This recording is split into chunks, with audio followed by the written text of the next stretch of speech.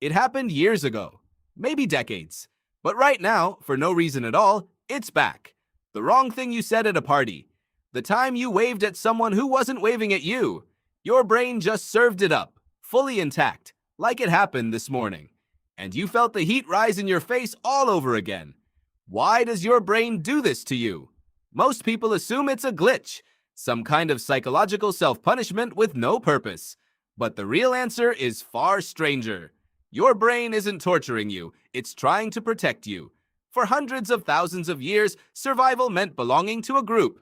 Food, protection, shelter. None of it was possible alone. If you were cast out, you died. Not a metaphor, a biological fact. So your brain evolved a system that treated social threat the same way it treated a predator. Both could kill you. Both needed to be remembered.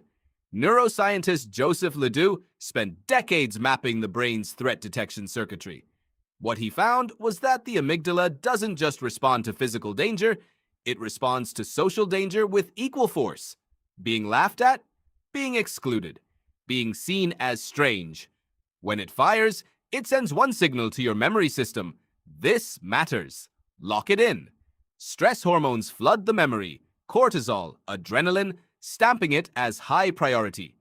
This is why you can forget an entire Tuesday from 3 years ago, but can recall with perfect clarity the exact moment you tripped in front of everyone. Neutral events fade. Socially threatening ones get bolted to the wall. But why replay them? Psychologist Elaine Fox, who has studied emotional memory and negativity bias for over 2 decades, puts it this way. Your brain isn't a recorder. It's a predictor. Its entire job is to prepare you for what comes next. Every time it replays an embarrassing moment, it's asking, what went wrong? How bad was it? How do we make sure it never happens again? It's running the footage back like an athlete reviewing a game, looking for what to fix. The problem is your brain hasn't caught up to the modern world. You are no longer in a small tribe where one social blunder could get you exiled.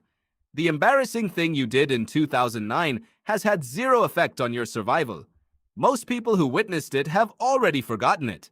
But your brain has no mechanism to check whether a social threat was actually resolved.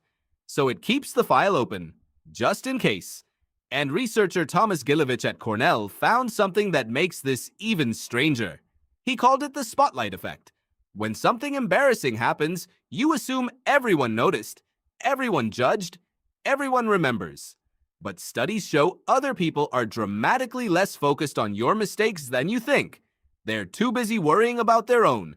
You are standing in a spotlight that exists only inside your own head.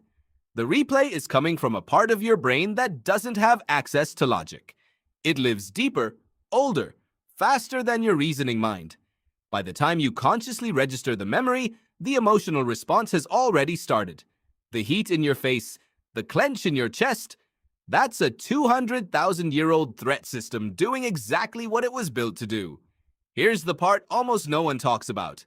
The people who replay embarrassing memories most intensely are not the ones making the most social mistakes. They're the ones who care most deeply about connection. The more belonging matters to you, the more threat your brain assigns to moments when that felt at risk. The cringe isn't a sign something is wrong with you. It's a sign you are wired, deeply, evolutionarily, for other people. So the next time a memory surfaces out of nowhere, notice what's actually happening. Your brain flagged it as a social threat. It stored it deeply. It's been running simulations ever since to protect your place in the group. On hardware that evolved long before the meeting, the party, or the awkward silence even existed. It happened years ago. Your brain still has the file open. And now you know exactly why.